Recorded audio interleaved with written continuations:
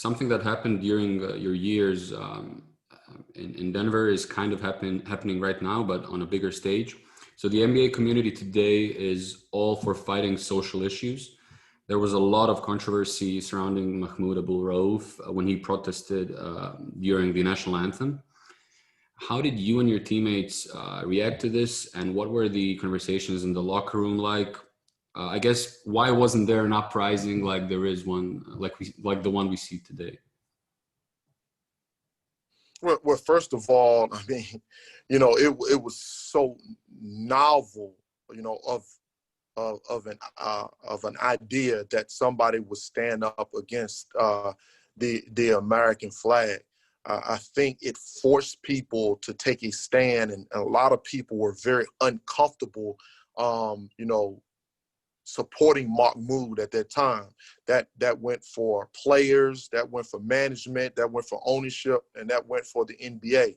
Times have really changed because you see the NBA standing behind the players when they make a stance against social issues, and it just allows the players to be able to express themselves more freely.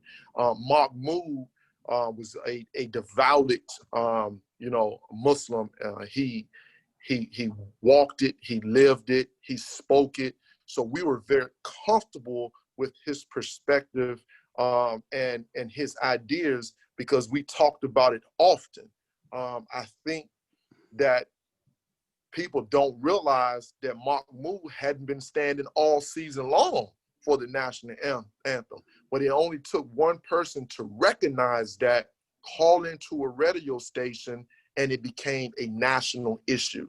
And I think at that moment in time, people were afraid to listen and hear what Mahmoud was really trying to say, and it just put people in a very difficult position, and it just basically forced him out of the NBA. Mm-hmm, mm-hmm. Yeah, like you said, it's a players' league today, and players are getting all the support and not getting fined for their stances on social issues. Like Mahmoud got fined, I believe it was from the NBA, and perhaps might have even got fined from the team. But different times.